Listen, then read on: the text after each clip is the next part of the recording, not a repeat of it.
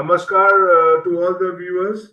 Today we have our international faculty webinar, and it's a great honor and pleasure to welcome Professor Audrey to our forum and to our webinars. Thank you, ma'am, for your time and for joining us. Thank you very much. So the topic for today is perioperative management of the patient with obesity in the ICU. So you see, obesity is becoming more and more prevalent, and many countries having obesity prevalence of 15 to 20%. It is really becoming very important to manage this subset of patients who require a different kind of care in many aspects. So Professor Audrey Dejean is an anesthesiologist and intensivist at the Montefelier Hospital at France, and she's head of the operating room. She's also the chair-elect of anesthesia and perioperative medicine section of the European Society of Intensive Care Medicine, and she's section editor in Intensive Care Medicine Journal, the very famous journal that we all love, and she's deputy editor for ACCPM Journal. So it's really an honor and privilege to have you with us, ma'am. And I think we'll hand it over to you to take us through this talk. Thank you so much, ma'am. Thank you a lot for the invitation. It's a great honor for me to be here and to be invited by your group. I'm really happy. And we are going to talk about perioperative management of patients with obesity in ICU. And as I'm working a lot in the field of ventilation, the talk will be mostly focused on ventilation, but we will also talk of other things, of course. So how obesity is increasing in the worldwide, as you said in the introduction. And when we look in France, in our ICU, we have about 15% of patients with obesity, which is the same in the overall population. Sometimes there is a little more patient in ICU than in the overall population, as they are at risk of many disease and complications. For example, in ICU, when they are in ICU with COVID-19 disease, there is more patient with body mass index higher than 40 kilogram per square meter compared to the general population. When we look at the risk of intubation or death among these patients, in the figure, when you look at the last category, body mass index higher than 35, there is an increased risk of intubation or death when compared to lower body mass index, lower than 25 kilogram per square meter. So we will follow the plan. First, we will talk briefly about pathophysiology, then about airway management, invasive mechanical ventilation, then weaning and extubation, and finally about other things, non-respiratory things that we should know about patients with obesity in ICU. So first, the pathophysiology. There is a recent review in the New England Journal of Medicine about that, mechanism, pathophysiology, and management of obesity. And one field that is very interesting for us is the increase in pharyngeal soft tissue, which is associated with obstructive apnea syndrome. So in patients with obesity, there are more obstructive apnea syndrome, and often they have mechanical ventilation at home during sleep, and we should search for that in all our patients in order to continue this mechanical ventilation when they are in ICU during sleep. And of course, we can also use that to do pre-oxygenation with non-invasive ventilation, for example. Here it was a very nice study of the regretted Paolo Pelosi. In the y-axis, you have the tidal volume and oxygenation, and in the x-axis, the body mass index. The higher the body mass index, the lower the pulmonary volume and the lower the oxygenation. So obesity makes the patients prone to atelectasis, and of course, atelectasis can lead to hypoxemia. In ICM journal in 2020, we published this figure about impedance change due to regional ventilation in a patient with obesity. Before intubation, you can see that the ventilation is quite homogeneous. Then after mechanical ventilation, the dorsal part of the lungs are not ventilated anymore here. And then after extubation, we are not back to the normal ventilation that we had before intubation, but atelectasis remain. And this is why the mechanical ventilation of a patient with obesity in ICU is quite difficult, as sometimes the weaning from mechanical ventilation, especially when the patients are morbidly obese. And finally, the modification of obesity are mainly for body mass index higher than 40, so morbid obesity. For example, we had this patient, Brenda, as BMI of 106.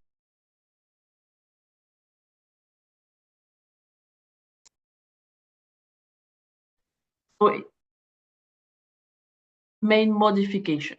If we summarize, she's more prone to atelectasis because decrease of pulmonary volume and functional residual capacity, which lead to more easy hypoxemia.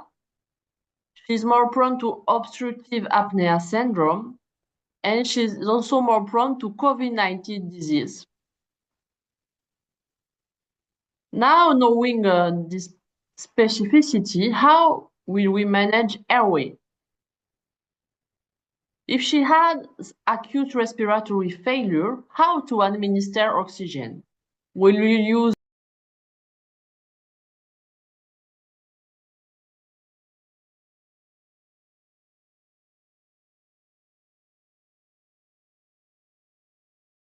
temperature?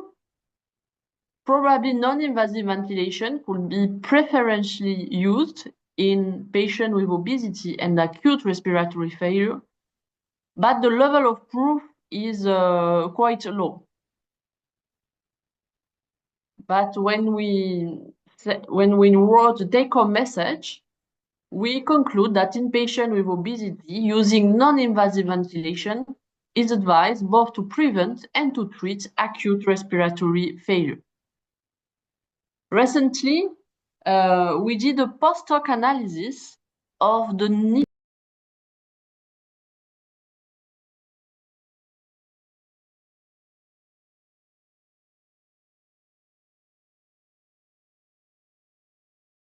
and he did this great study and it compared non-invasive ventilation and standard oxygen in overall patients with hypoxemic respiratory failure following abdominal surgery.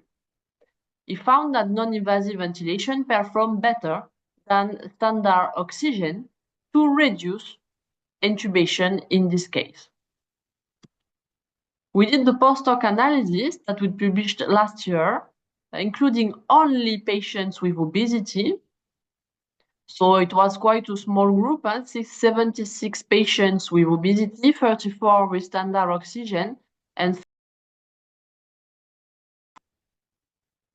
when we look at the cumulative incidence of reintubation, non-invasive ventilation performed much better than standard oxygen therapy. So it was patients after abdominal surgery who experienced hypoxemic respiratory failure. When we compare the results between all the patients in red, non-obese patients in green, and obese patients in blue, even if the interaction test was not significant, we can see that only the obese patients was in favor of using non-invasive ventilation. In the non-obese patient, the results appear non-significant. So it seems like the overall result of superiority of non-invasive ventilation was driven by the patients with obesity. And of course, we did not assess at this time high flow nasal oxygen, so it's a limitation of the study. What about after cardiothoracic surgery? If the patient experienced hypoxemic respiratory failure, we had a nice study of Francois Stephan, and also a postdoc analysis was performed in patients with obesity, published in Respiratory Care a few years ago. And they compared the non-inferiority of high-flow nasal oxygen compared to non-invasive ventilation. They found no difference, so a non-inferiority of high-flow nasal oxygen. So maybe after cardiothoracic surgery, when the patient has respiratory failure, high-flow nasal oxygen could be a good alternative to non-invasive ventilation. Now we are doing the key study, and we have almost 1,000 patients, including this study. It's a multicenter French randomized controlled trial. And we compare the three methods in case of acute hypoxemic respiratory failure: standard oxygen, high flow nasal oxygen, and non-invasive ventilation. Here you can see the KISS team with Professor Jabert here at the right of the screen. It's in Montpelier, in south of France. So we invite you to come maybe for holidays. You can visit the sea and the place. And we are waiting, of course, for the results. But we did an intermediate analysis, and it's quite interesting because people were reluctant to include patients in the standard oxygen group. And even if they are more intubated in the standard oxygen group, there is a tendency to less death, maybe because they are intubated sooner and we have less delay of invasive mechanical ventilation. So let's see the definitive results, but it could be quite interesting. Then when we have to intubate patients with obesity, it is a risk factor of cardiac arrest during intubation. Here we took a database of almost 2,000 intubation in ICU, and we separated risk factor that can be modified of cardiac arrest during ICU. It was 3% of the cohort, so quite important. And among the risk factors that cannot be modified, we find the age higher than 75 years old, and the fact of having overweight of obesity. So intubation in a patient with obesity could be quite a challenge. Of course, peroxygenation, a good peroxygenation can avoid complication, hypoxemia, and hypoxemic cardiac arrest. We studied the rate of difficulty of intubation in patients with obesity, and we found that the rate of difficult intubation was quite higher in the patient with obesity when compared to the patient without obesity.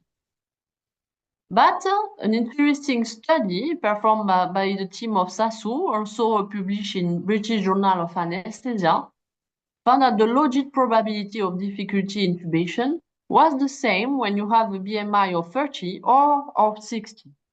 So maybe for patients with morbid obesity, super obesity, there is no increased risk of difficult intubation compared to patients with lower degree of obesity.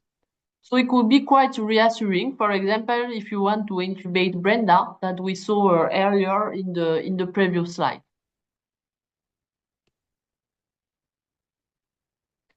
So obesity is a risk factor for hypoxemia during intubation. To increase oxygen reserves before induction, one method is to adopt a semi-sitting position or a 30-degree position. And it's especially important in patients with obesity because of the abdominal pressure, and we want to relieve the lung and to put the abdomen lower than the lung. So the first and the best method is to avoid the lying position and to put the patient at 30 degrees. Then if we want to increase more the reserves in oxygen than standard bag valve mask ventilation, we can use the same mask but connected to the ventilator with inspiratory pressure and PEEP. Even a very low level of inspiratory pressure and PEEP can help and increase oxygen reserves. If the patient does not tolerate it, even a low PEEP can also be helpful.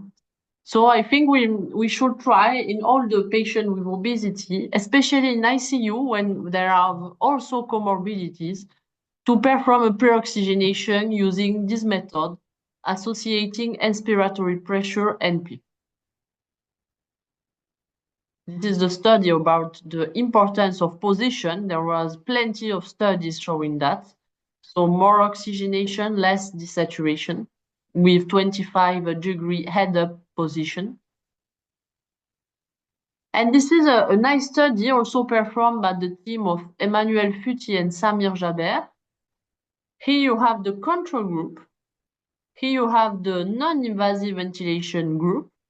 So pre-oxygenation with inspiratory pressure and PEEP. And here you have the non-invasive ventilation group, followed by a recruitment maneuver after extubation. As you can see, the best method both for the pulmonary volumes and the oxygenation was to associate it in this patient with morbid obesity, a pre-oxygenation with non-invasive ventilation, and a recruitment maneuver following intubation. What is new now is high-flow nasal oxygen. It can be very helpful also to continue to administer oxygen during the intubation of the patient, as you can see in the picture, especially if the intubation is quite difficult and quite long. So it works in patients with obesity. There are several studies showing that high-flow nasal oxygen perform better than facial mask because you can continue high-flow nasal oxygen during the intubation procedure. However, when comparing high-flow nasal oxygen and non-invasive ventilation, high-flow nasal oxygen is associated with more desaturation and lowest ETO2 following intubation than non-invasive ventilation. So the main message is that even even if you are performing apneic oxygenation, it is not enough to counterbalance the effect of non-invasive ventilation during pre-oxygenation. Non-invasive ventilation is so important that even if you retire the mask during intubation, it still performs better than high-flow nasal oxygen left in place all the procedure from pre-oxygenation to intubation. So what can be done when we look at that is associating both methods. And we did that both in ICU and also in operating room. Pre-oxygenation with facial mask or non-invasive ventilation, and then during intubation, apneic oxygenation. And what we found here is the subgroup of patients with obesity with the same main outcome, the lowest TO2 within 2 minutes after intubation. And you can see that when we combine face mask, pre-oxygenation, and high-flow nasal oxygen, and even more when using non-invasive ventilation, the lowest TO2 is higher, and also we have less desaturation. So high-flow nasal oxygen cannot replace a good pre-oxygenation with a tight facial mask, especially when using non-invasive ventilation.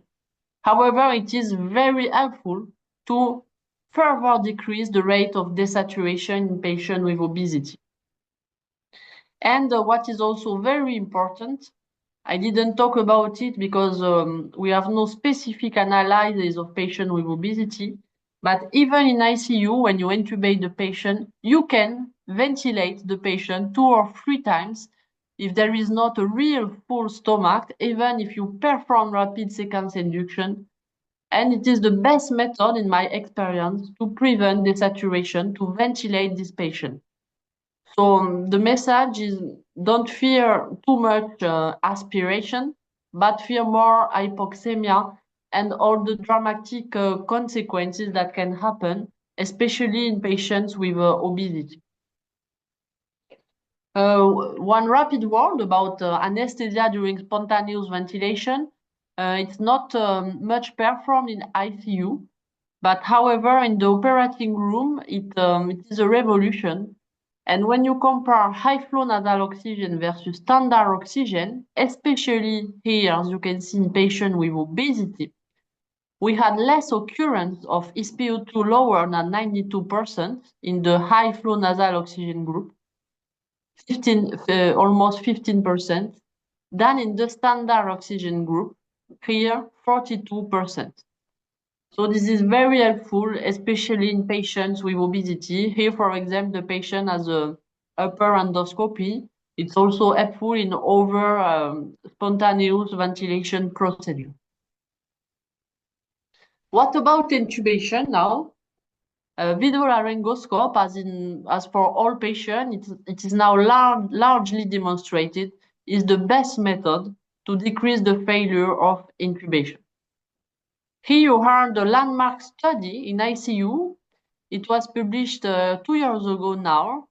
It compared video versus direct laryngoscopy for tracheal intubation of critically ill adults. And here, when we look at the subgroup analysis of the primary outcome, which was successful intubation on the first apnea, this is the same result in patients with body mass index lower than 30 or in patients with body mass index higher than 30. So now in our ICU, we are using video laryngoscopy for almost 10 years. And really, we have a lot of patients with obesity. We are now quiet when we are intubating a patient, especially when we are alone in ICU using a video laryngoscope, because often there is a very good mouth opening in patients with obesity.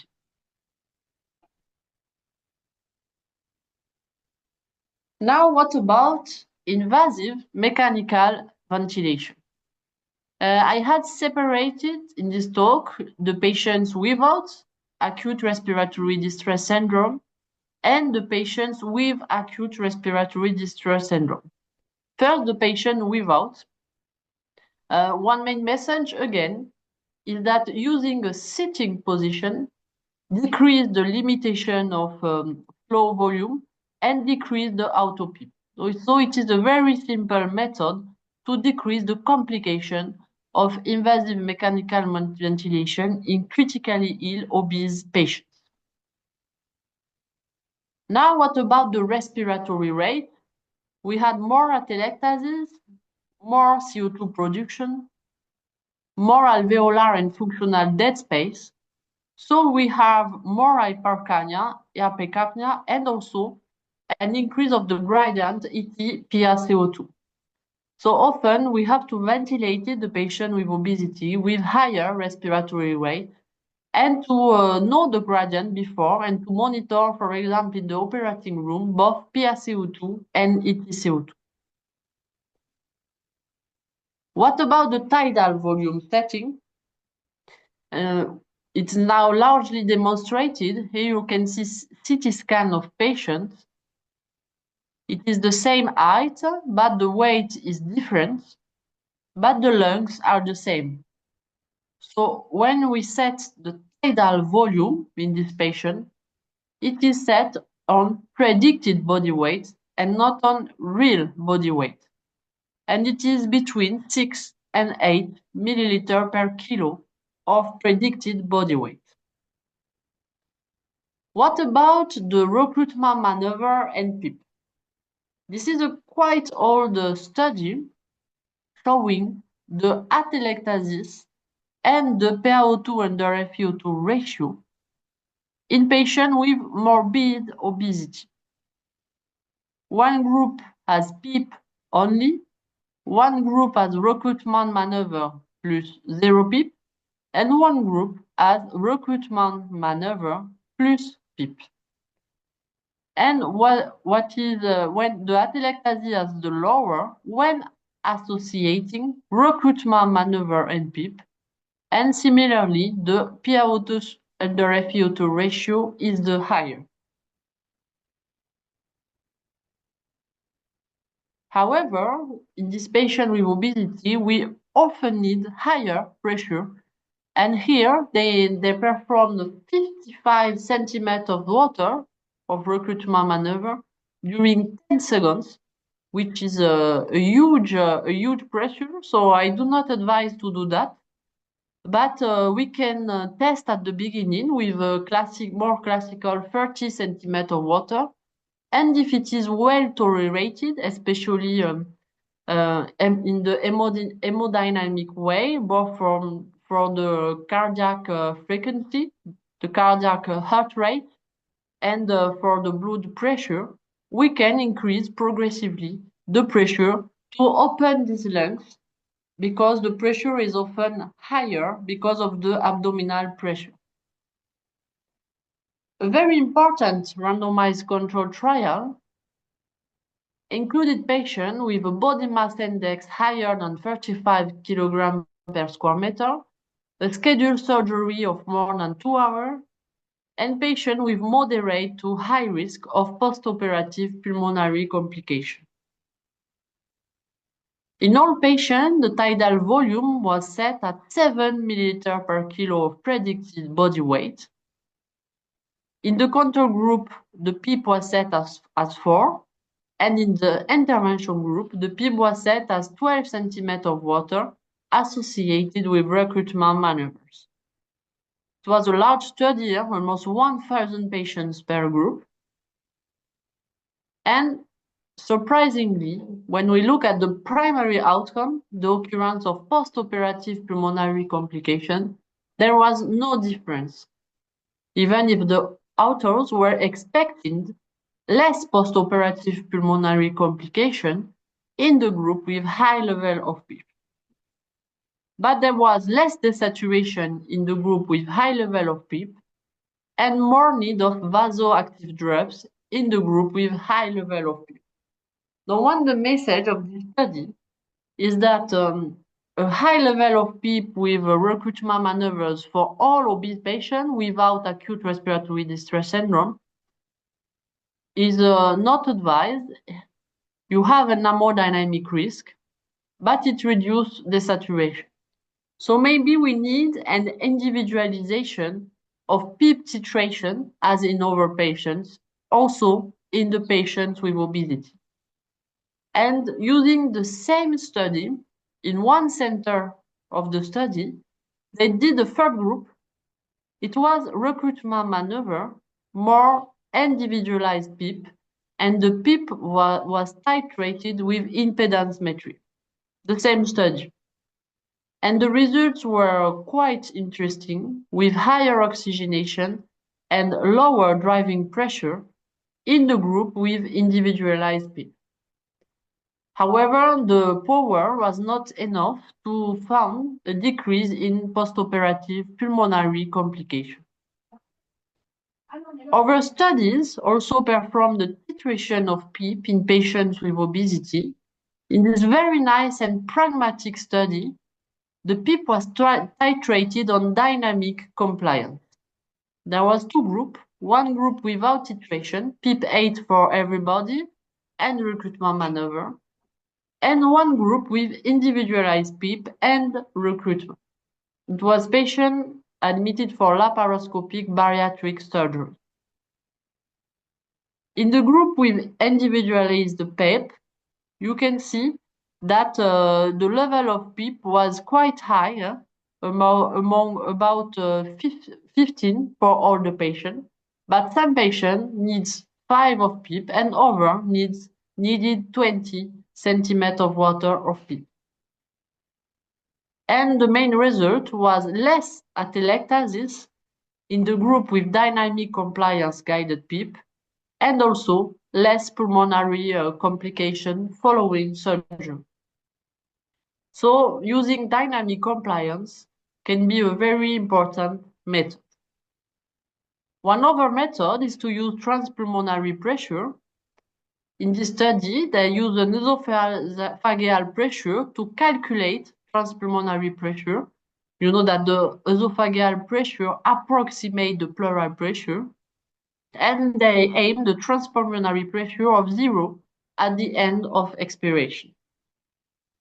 Using this method, they found first that the capnoperitoneum, it is the patient in gray, has an impact of the level of PEEP. In this patient, a level of PEEP of 20 or 25 was needed to obtain a positive transpulmonary pressure. Whereas in the patient without capnoperitoneum, the need of a level of individualized PEEP was lower, about 15 centimeters of water. So one message of this study is that we cannot use the same level of PEEP for every patient, but also depending on the state of the patient and on the surgery, and also in the state of the patient in the ICU. Finally, a recruitment maneuver is also very important during the pneumoperitoneum to reduce the respiratory effect of laparoscopy. Now, what about our critically ill patient with acute respiratory distress syndrome? As we said in the patient without acute respiratory distress syndrome, all the patients with obesity are not the same.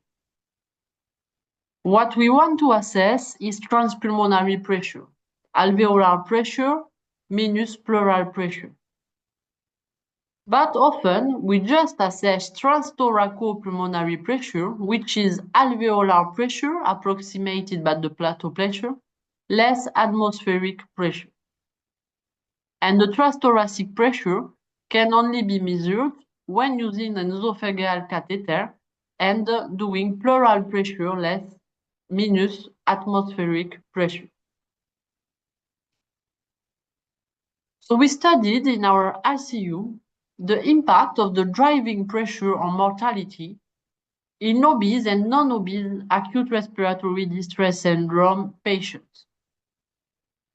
And as you know, the formula used to calculate driving pressure was plateau pressure less PEEP.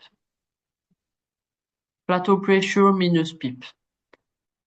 In the overall patient, higher driving pressure was associated with mortality. This result was even higher in the patient without obesity. 15 centimeters of water, 15 centimeters of driving pressure in the non-survivors compared to 20 centimeters of driving pressure in the survivors. However, in the obese patient, we had no difference between groups regarding the driving pressure, showing again that the driving pressure approximates the transthoraco-pulmonary pressure, but not the transpulmonary pressure. So we have to be cautious, especially in abdominal patients, where there is a lung volume decrease, a cranial displacement of the diaphragm, more airway closure, and also an increased amount of tissue in chest wall and increased abdominal pressure. A very nice study of the group of Lorenzo Berra and Robert Kaczmarek used a recruitment maneuver and positive end expiratory pressure in morbid obese ICU patients.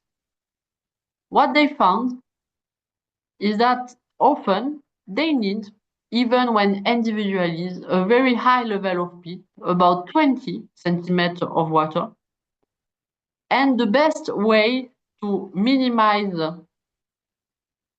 the elastance and maximize the PaO2 and the FiO2 ratio was here using these two methods. So the first method was the best decremental PEEP after recruitment maneuver. So you do a recruitment maneuver, and after you set a PEEP, for example, at 20 centimeters of water, and you decrease progressively the PEEP. And using this method, you have the lower elastance of the lung, and of course, the elastance of the chest wall was unchanged, as the chest wall is not affected by your ventilatory setting. What you can use also is the lowest PEEP that you obtain with a positive transpulmonary pressure after recruitment maneuver, which is quite the same method that using a decremental PEEP titration.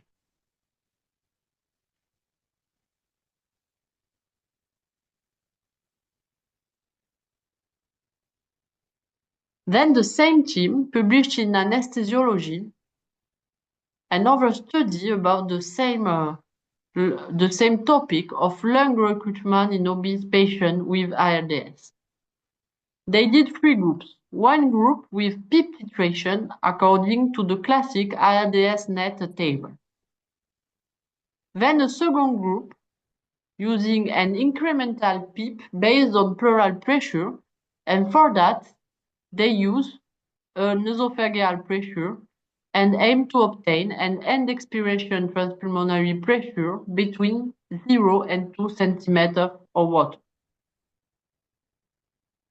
This method, as you can see in the graph, use the formula airway pressure less esophageal pressure. So here you have the airway pressure, here you have the esophageal pressure, and they set the minimum PEEP to have a positive transpulmonary pressure at the end of the expiration. And the third group was the decremental PEEP group. The aim was to perform the recruitment maneuver, you can see here, and they obtained the lowest elastance or the higher compliance, as we talked sooner in the previous slide, when progressively decreasing the level of PEEP. So here you can see they performed an incremental recruitment maneuver. Here they have about 45 centimeters of water of PEEP. They decrease the level of PEEP from 25, 1 by 1 or 2 by 2, and progressively until 5, and they see where there is the lowest elastance, and they set this level of PEEP. The best method, both when assessing level of PEEP, level of collapse using impedancemetry, and overdistension using impedancemetry, was the PEEP decremental. Here you had the lower collapse, the lower overdistension, and a PEEP which was individualized. Some have a very low level of PEEP, about 5, and others have very high level of PEEP, about 20 or 25 centimeters of water. Of course, there were patients with morbid obesity and acute respiratory distress syndrome. What about the effect of this quite elevated PEEP? I don't know in your centers, but in France, in our centers, when we put 10 or 12 of PEEP, it's already quite high. So when we see the studies with 20 centimeters of water of PEEP, for us it's huge. But we have to remind that it was study performed in the USA with real patient, with real obese patients. As you can see in this picture, you can see again Brenda. In Brenda, we put an esophageal pressure to calculate the transpulmonary pressure. And here we obtain a level of PEEP of 30 if to obtain a positive transpulmonary pressure. And when monitoring the cardiac output and the ultrasound cardiac echography, we have no hemodynamic collapse or right heart function as observed in this nice study published in the Blue Journal in 2021, reporting in the patient with morbid obesity and very high level of PEEP, no hemodynamic collapse or decrease in right heart function. But in our experience, the best method in patients with obesity to decrease the atelectasis and all the shunt that can occur in this atelectasis is to put in prone position. However, in the different randomized controlled trial performed, we had no specific analysis of patients with obesity. So for Brenda, we used this strategy, and we published 10 years ago before, it was one of my first study, an observational case control clinical study. And we compared the increase in PaO2 and the FeO2 ratio in patients without obesity and in patients with obesity. And we observed that the effect of prone position was even better in patients with obesity, probably because of the role of atelectasis in the PaO2 surrender FeO2 ratio in this patient, which is more pronounced than in patients without obesity. So in the review of intensive care medicine journal, we summarized the mechanism of action of prone positioning of acute respiratory distress syndrome patient with obesity, more recruitment of tissue in the dorsal region that can be de-recruited in ventral region.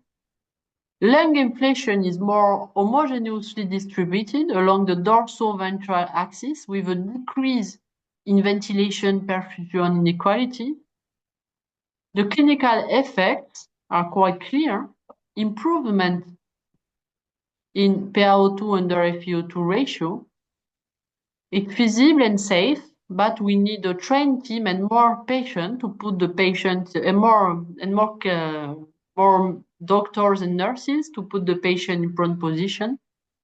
And it may help to reduce mortality in this patient with IRDS.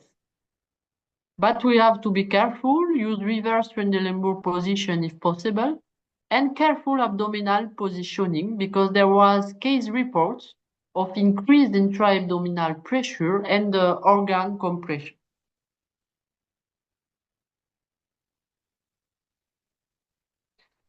The same team of Lorenzo Berra and Robert Kaczmarek put in their ICU a lung rescue team. And they showed that when using the lung rescue team, they decrease mortality in patients with obesity and acute respiratory distress syndrome. What they did is to measure esophageal pressure, perform lung recruitment maneuver and decremental PEEP trial, best PEEP titration, and also hemodynamic assessment to check that the high pressure were not bad for the hemodynamic state of the patient. In our center, it was me a few years ago, we are doing echo. It can be done in obese patients. And ECMO also can be done in obese patients, even if, depending on the study, associated with more complications. Finally, what about weaning and extubation in these patients? With Martin Mahul and Samir Jaber, we test the best spontaneous breathing trial in morbidly obese critically ill patients. What we found, we measured the work of breathing in this patient according to the spontaneous breathing trial performed. So it was all obese patients. And what we found is that in obese patients, expiratory effort measured with either a TPIS, as you can see here, or a PSV0 and PEEP0 trial was not different to post-extubation expiratory effort, whereas weaning test with positive pressure overestimated post-extubation expiratory effort. So in our unit, we performed often this method, PSV0 and PEEP0. And if the patient is okay with that, then we put again a high PEEP, we wait 30 minutes, and then we extubate the patient. How to prevent reintubation then in this patient? So again, this is Brenda, liberated from invasive mechanical ventilation following 1 month of invasive mechanical ventilation. Again, the position of the patient is very important to increase the functional residual capacity. So we can try in our patient to do early rehabilitation, to put them in the chair. And when assessing the best method of oxygenation, after cardiothoracic surgery, there was no difference between high flow nasal oxygen and non-invasive ventilation. And in the study of Thiel et al., assessing the patient in high risk of extubation failure, very simple definition, age higher than 65 years old, or cardiac disease, or pulmonary disease. In the overall population, high flow nasal oxygen with non-invasive ventilation perform better than high flow nasal oxygen alone to reduce the reintubation. Then they performed the postdoc analysis and they separated the patients according to body mass index. And what they found is that non-invasive ventilation performed better, mostly in patients with body mass index from 25 to 29 kg per square meter, or with body mass index higher than 30 kg per square meter. However, it was a post-hoc analysis. The study was not designed for that. And then we study in a large multicenter randomized control study the effect of non-invasive ventilation after extubation in critically ill patients with obesity in France. We compared 2 groups after extubation, so obese patient in ICU, one group with oxygen and one group with non-invasive ventilation. In the oxygen group, we did a second randomization comparing standard oxygen and high flow nasal oxygen. And in the non-invasive ventilation group, between the session, we also randomized the method of oxygen, standard oxygen or high flow nasal oxygen. The main result was that the incidence of treatment failure within 3 days after extubation was much lower in the non-invasive ventilation group than in the oxygen therapy group. When assessing if there was a difference between standard oxygen and high flow nasal oxygen, we found that there was no interaction with the method of oxygen administration, 0.50. So non-invasive ventilation was better whether you use standard oxygen or high flow nasal oxygen between sessions, and whether you compare it to standard oxygen or high flow nasal oxygen. So the main message is after extubation of critically ill patient with obesity, to prevent reintubation, use non-invasive ventilation.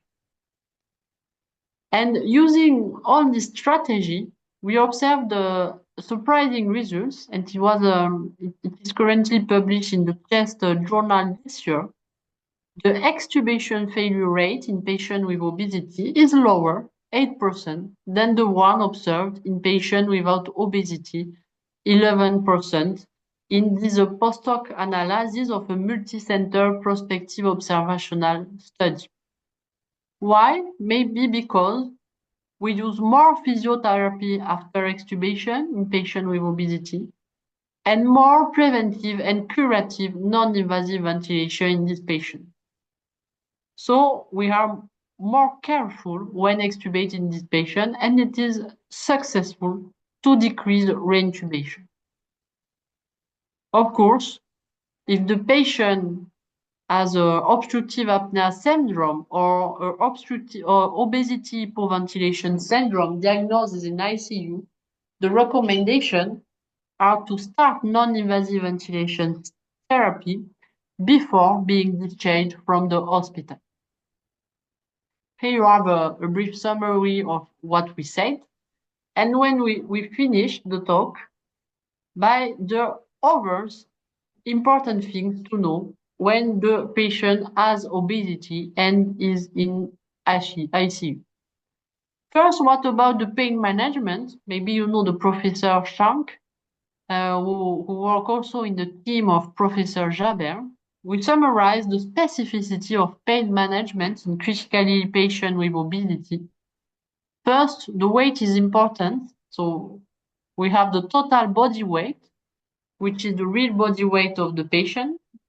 We have the predicted body weight. So we have a formula, Lorentz formula, for example, and we can approximate it as written in red, 8 minus 100 in men and 8 minus 110 in women. And then you have the adjusted body weight, which is close to lean body weight. It takes into account both the increase in lean body mass and the increase of volume distribution. What about the drug dosing in analgesia? The opioid, it's ideal or adjusted body weight. The non-opioid analgesic standard dose can be applied. And for the ketamine, you can use an ideal or an adjusted body weight. What about co-analgesic? Also, it is a standard doses, predicted body weight for if you want to use magnesium, alpha-2 agonist, lidocaine, or dexamethasone.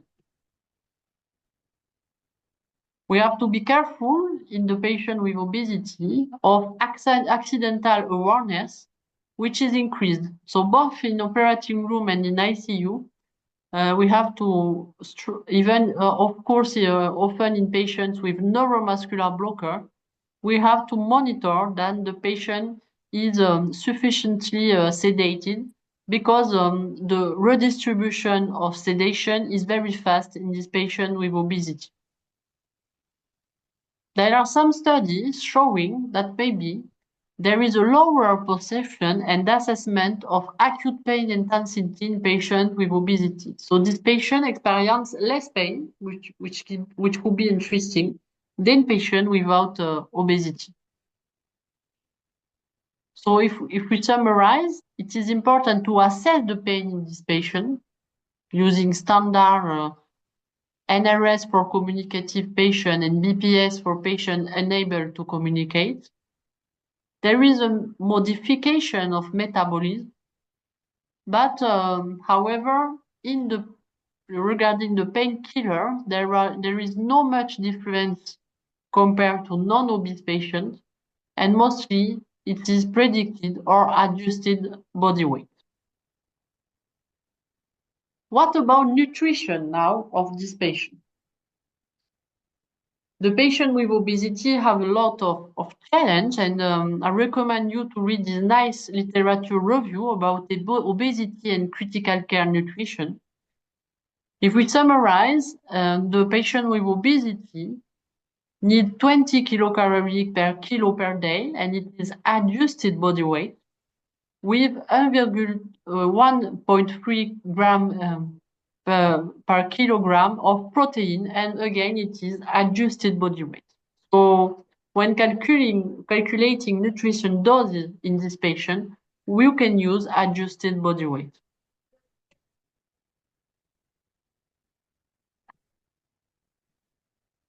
What about antibiotics?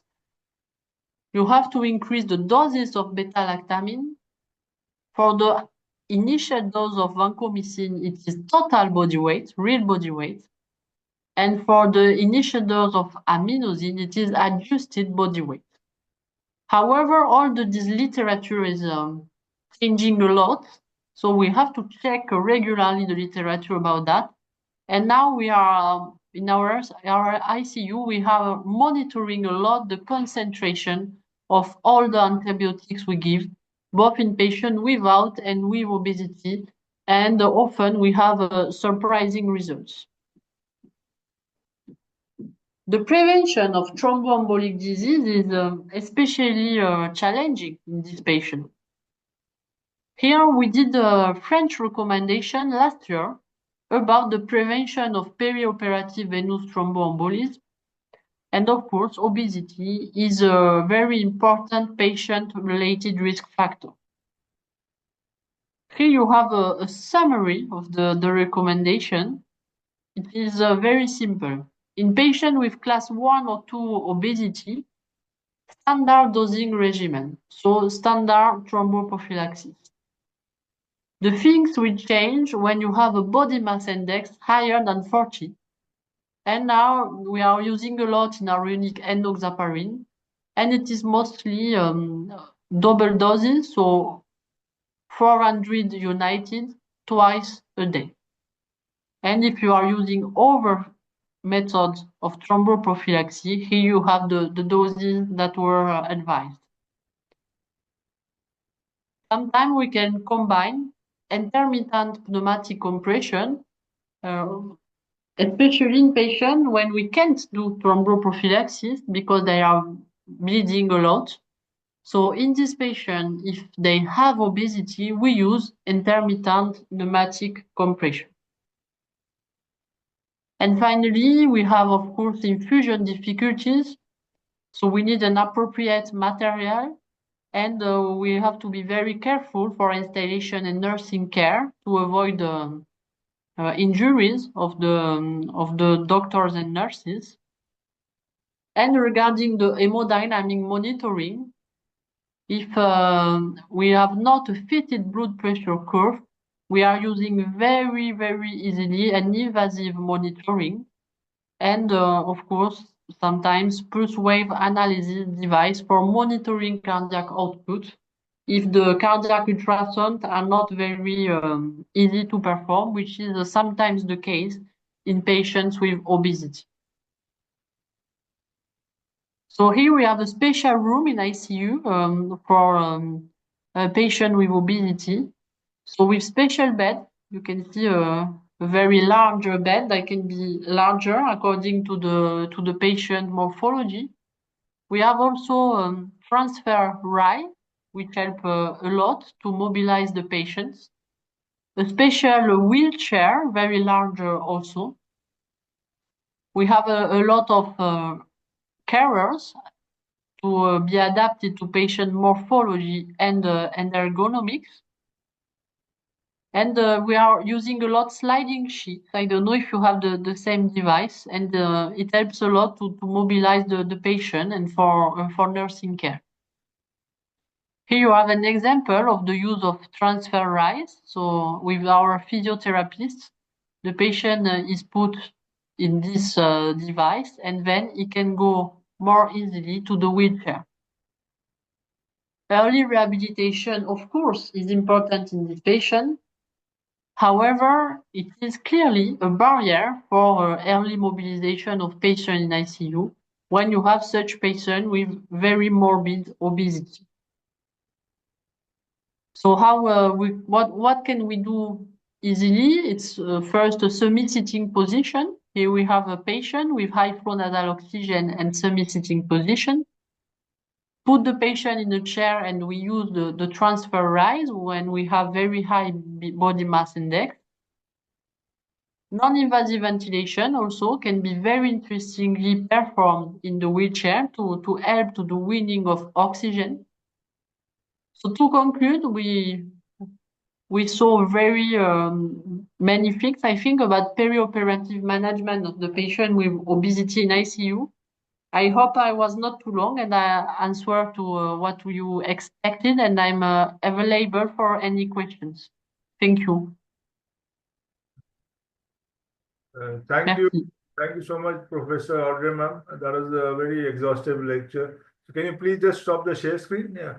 Yeah. So thank you so much. Very exhaustive and very interesting and very updated. So we request the audience for any questions. Ma'am, maybe I can just put up a few points for discussion. One is we are using the BMI, which is based on the body weight. But recently there have been some articles regarding new definitions for obesity. We might be shifting away from the actual body weight, and the actual body weight may not reflect the current metabolic state in the patient. So any comments on that?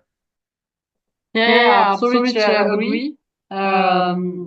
The BMI does not reflect the state of the patient, and what I didn't talk about is also the android versus genoid obesity.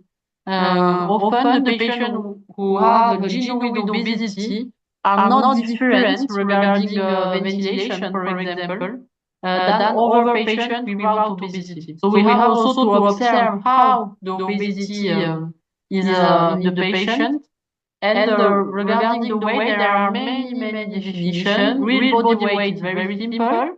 Even if in ICU it can vary a lot. If the patient has edema, if the patient has 20 days of pyrolysis or not, if he had dialysis or not, so it is quite challenging. And the predicted body weight is quite easy, but also it depends on the morphology of the patient also. And regarding the adjusted body weight, there are many definitions, but more or less it goes to the same results. Right, ma'am. So, ma'am, about the body weight, we have these beds which will weigh the patients, but in most of the ICUs, we don't have beds which weigh the patient. So, how do you actually estimate the body weight, to get to the adjusted body weight for giving the antibiotics and fluids? What is the In our ICU, we are measuring body weight in the bed. The bed are, I don't know if it was the question, but our bed are measuring body weight. So we have the real body weight of the patient day by day. Was it the question? So the question is, ma'am, if we don't have such beds in our ICUs or many ICUs in lower middle income countries, the beds don't weigh the patient. So how do you, then what is the best way to kind of estimate the weight of the patient? I think look at the weight before the admission in ICU. The weight we have using, for example, the families or the patient, if he can talk or in the patient medical sheets. I don't see over managed to do because often he is not well to go in a balance to measure the body weight. So I don't have a magic recipe stories. Right, I understand. So moving on to obesity paradox. So, ma'am, until some time back, it was thought that the obesity patients have a better outcome. But I think this has been challenged now. And what is your take on this, ma'am? Obesity paradox. That's a very good question. And before in my talk, the last part was obesity paradox. But I stopped talking about that because there are many controversies. And there are more than 40 studies about that assessing the obesity paradox. If we summarize, obese patients often don't die more than non-obese patients and even survive better. But there is a problem when assessing the severity of patients with obesity at admission in ICU.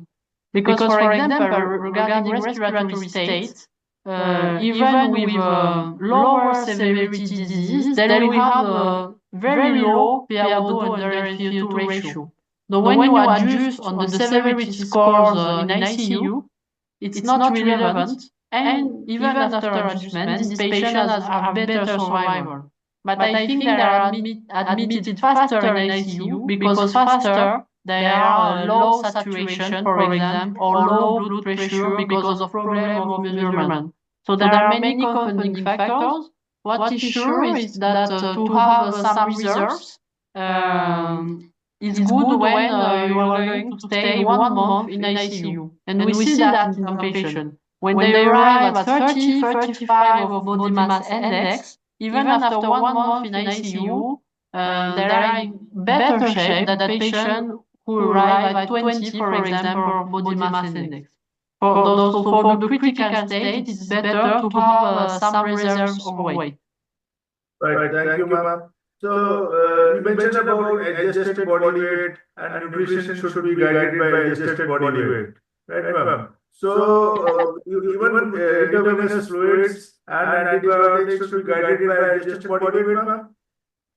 It depends. Beta-lactamines or vancomycin is more real body weight, but some studies also say more adjusted body weight, so I think between both. And intravenous fluid should be monitored. And in my clinical practice, I'm not calculating the intravenous fluid I administer. I'm administer intravenous and then I checked the cardiac output, the blood pressure, and I see if it was efficient or not for the patient. And for example, if the cardiac output increased, it's okay. I'm in the good part on the Frank Starling curve, but I'm not calculating at the beginning using milliliter per kilo which amount of intravenous fluid I'm going to administer. I don't know what is your practice. Yeah. So, thank you, ma'am. We generally adjusted body weight is what we tend to use, and we really don't have therapeutic drug monitoring, so we just give a higher dose, whatever the higher dose recommendation is. Yeah. So, ma'am, moving on to another thing, oliguria. So, oliguria is again based on body weight. So, suddenly the patient starts developing decreased urine output. That's supposed to be an early sign of acute kidney injury. But then oliguria depends on the body weight. So, how do you pick up acute kidney early in terms of oliguria? What kind of body weight? Again, the problem is the body weight. How do you define oliguria? Yeah, of course.